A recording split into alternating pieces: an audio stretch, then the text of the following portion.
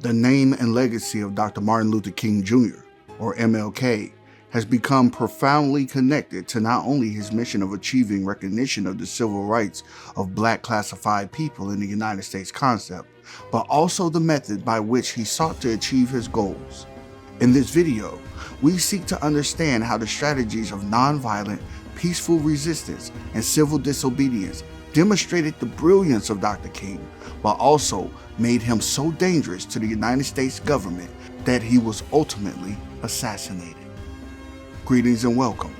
I am Justavor, bringing you what I hope is constructive information on what the system of white supremacy, racism is, and how it works, as well as what can be done to replace it with a system of justice.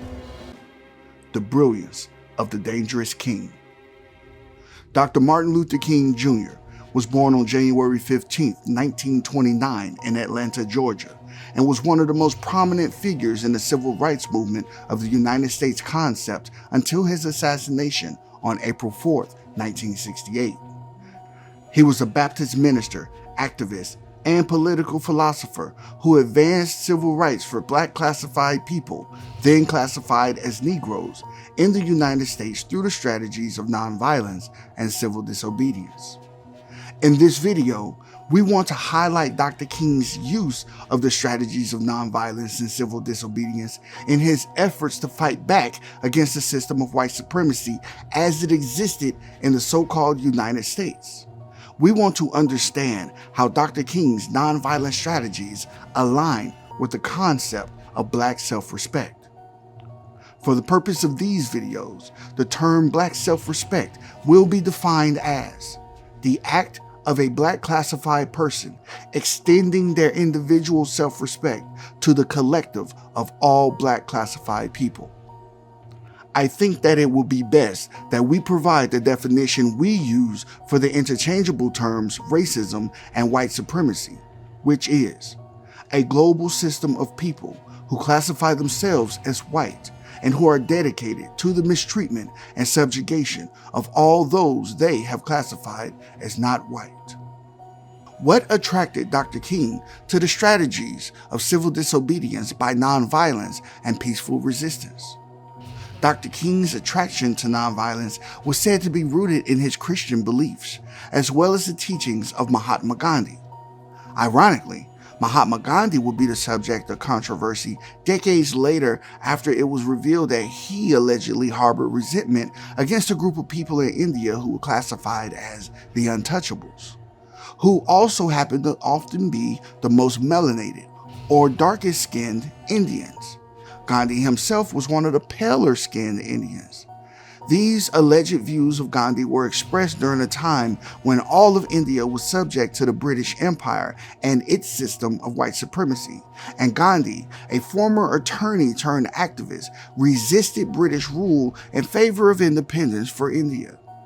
At times, Gandhi spoke favorably of the so-called untouchables, while simultaneously expressing the support and need for the very caste system that kept them at the bottom of their society. But I digress. Dr. King, a devout Christian, believed that one could resist evil without resorting to violence.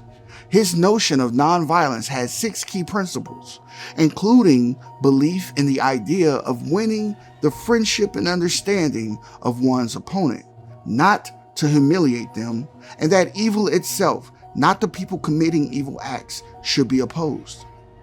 He is quoted as saying that, "We adopt the means of nonviolence because our end is a community at peace with itself." This was a strategy of not only taking the moral high ground, but also appealing to the better nature of one's enemies, ultimately converting them from enemies into friends. Dr. King, describing those who practice white supremacy as "Our sick white brothers." This can be seen as an appeal to victims of white supremacy to concentrate their efforts on converting white people to friend status, even in the face of white terrorism and anti-Black hatred. The main purpose of the strategy of nonviolence was Dr. King's ultimate goal of the ability to live in peace. As he stated, "I am more convinced now than ever before that nonviolence, nonviolent resistance is the most potent weapon available to oppressed people in their struggle for freedom and justice. I think the aftermath is much greater for everybody involved. The aftermath of violence is bitterness, and you've got to spend another 100 years getting rid of the bitterness created as a result of the violent revolution. Wherein the aftermath of nonviolence is redemption and the possibility of the creation of the beloved community. It appears that Dr. King's ultimate goal was to establish a system of justice. According to the United Independent Compensatory Code System concept, as written by Mr. Neely Fuller Jr., justice is defined as balance between people, guaranteeing that no person is mistreated, and guaranteeing that the person who needs help the most gets the most constructive help. Dr. King, as it seems, recognized that a system of justice would require as much healing as possible following any potential revolution that resulted in the dismantling of the system of white supremacy. And according to Dr. King, this will require nonviolence on the part of Black classified victims of racism. However, Dr. King's commitment to nonviolence was seen as dangerous by those in the oppressive United States government who were committed to maintaining the system of white supremacy. We are talking about overt racism in the forms of official Jim Crow segregation in the South and unofficial racial segregation in the North and other parts of the United States concept. But what made Dr. King's strategy so brilliant and at the same time so dangerous? You see, Dr. King's acts of civil disobedience and protest did not incite violence, nor were they passive by any means. They did challenge the status quo and threaten the existing power structures. Dr. King's nonviolent resistance was seen as a threat because it exposed the injustices and inequalities that were deeply embedded in so-called American society. He was seen as dangerous, not only to the country or those upon it who classified themselves as white, but to the oppressive system of racial inequality, mistreatment, and domination based on the false ideology of white supremacy that so-called white people benefited and continue to benefit from today. But what made his strategy so effective? During these decades of the 1950s and the 1960s, the invention of television was playing a vital role in spreading news and propaganda, as well as entertainment. Television was invented in the 1920s and was mostly only distributed throughout the United States until after the so-called Second World War, or World War II. At the time, the civil rights movement was sparking across all of the U.S. This was during a time when the U.S. government was attempting to spread its empire and influence throughout the rest of the world, including Asia and Africa. Being that the vast majority of the world population, approximately 90%, are those who will be classified as non-white, it was not in the best interest of U.S. foreign dealings if the predominantly non-white world knew just how badly the United States treated those melanated people under its rule. Not many people around the world knew of the presence and history of mistreatment of so-called black people in the U.S. What they did know or thought they knew usually came through the white-controlled media. At this time, the primary media was newspapers, radio programming, and news by way of film. The propaganda machine often portrayed black people as criminals deserving of brutal mistreatment or buffoons unable to rule for themselves. With access to television growing, news broadcasting was also spreading. It wouldn't be until the 1990s when at least half the world's population had direct access to television.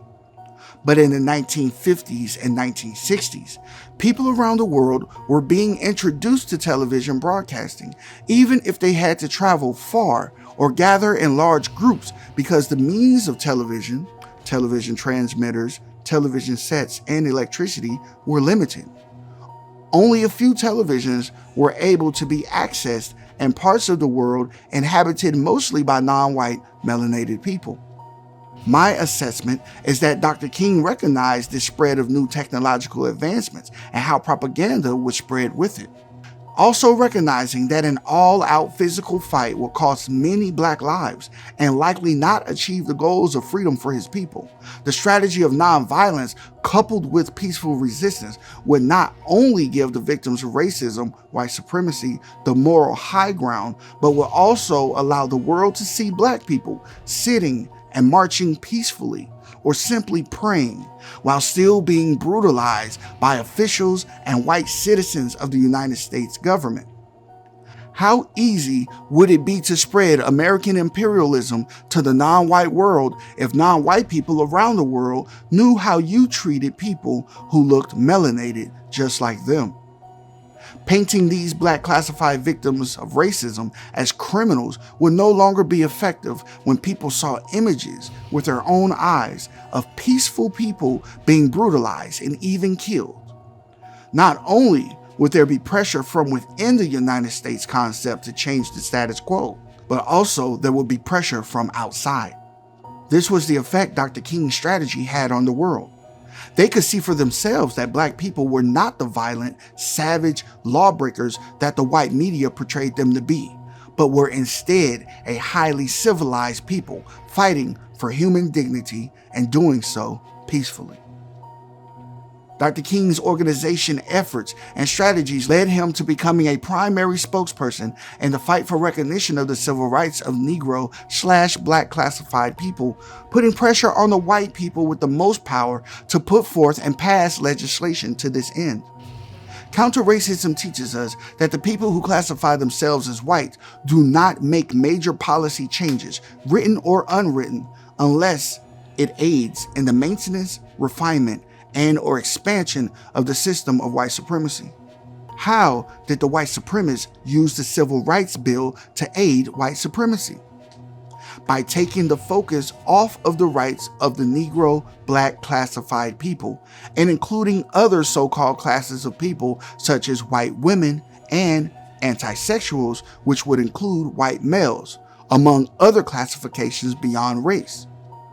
Could this deception be what led Dr. King to express that he feared he had led his people into a burning house? What of the legacy of nonviolent resistance and the ability to use media technology to make a constructive impact on oppressive systems, as Dr. King brilliantly utilized with the spread of television technology? Today, we see non-white people peacefully protesting for the recognition of their rights, only to be met with brutalization at the hands of law enforcement officials and vigilantes fighting to maintain the status quo. It would appear that while social media has given to nonviolent resistance the ability to organize and spread one's cause to anywhere in the world instantly, social media has also been used to feed the appetite of white supremacists to see non-white people mistreated, brutalized, and even murdered. Ultimately, it would appear that not much has changed to evolve resistance strategies since Dr. King, because those oppressors in power have found ways to make these efforts work in their favor. Has nonviolent resistance proven to be insufficient in the face of organized, state-sanctioned white terrorism? Would such a notion minimize the constructive impact nonviolence can have while diminishing the brilliance of Dr. King? My assessment is that Dr. King's strategy had and has its time and place, and Dr. King's use of the strategy in his time forced the white supremacists to refine their system while allowing the following generations to learn from the deception and confusion used to neutralize the efforts of Dr. King and other ancestors working to produce a system of justice.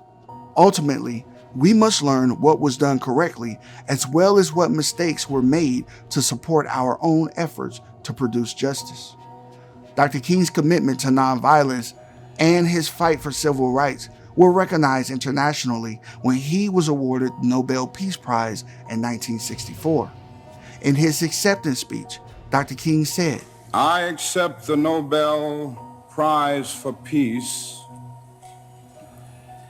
at a moment when 22 million Negroes of the United States are engaged in a creative battle to end the long night of racial injustice." He saw the award as a recognition that nonviolence is a powerful tool for achieving social justice and peace. However, critics will point out the irony of giving out a prize for peace and nonviolent struggle by the very people using violence, especially at a time when, as Dr. King himself acknowledged, the ultimate goal of the peaceful resistors had not yet been achieved. It sort of plays like a sick joke on the part of those who practice white supremacy, especially considering that over the coming years, Dr. King's nonviolent efforts would turn his supposed white supporters against him enough that Dr. King was allowed to be assassinated on April 4th, 1968. It would take decades until it was proven in court that agencies of the United States government played a role in supporting the assassination of Dr. King. In conclusion, Dr. Martin Luther King Jr.'s life was marked by his unwavering commitment to nonviolence and his tireless fight for civil rights. His approach was seen as dangerous by the oppressive United States government because it threatened the existing power structures and exposed the deep-seated racial inequities in American society. Despite the challenges and dangers he faced, Dr. King remained steadfast in his belief in nonviolence, leaving a lasting legacy that continues to inspire people around the world. What are your thoughts on Dr. King's strategy of nonviolence? Feel free to leave your questions, comments, and concerns. For more information about the purpose and goals of this channel, as well as some basic definitions of words and terms we use in reference to our work, I have included a link below to a video containing this information. If you would like an even better understanding of the code and how it works, please visit producejustice.com to order the United Independent Compensatory Code System Concept by Neely Fuller Jr. There are many constructive suggestions for ending the system of white supremacy, and Mr. Fuller's code book and its word guide act as guides to getting and keeping on code. If you think this content is constructive and worth your time and energy, please subscribe and share and donate to support the making of more content in the future. Much appreciation for all the Vors already subscribed. I am Justavor, and I am still learning. Thank you for watching. Until next time. Let me say something that gets to the very crux of the matter, and this may be offensive for some to hear who are not on the side that we're on. White people, we have been the problem for 400 years. Say that again. Let me say it one more time for those of you who didn't hear me. White people, we have been the problem for 400 years.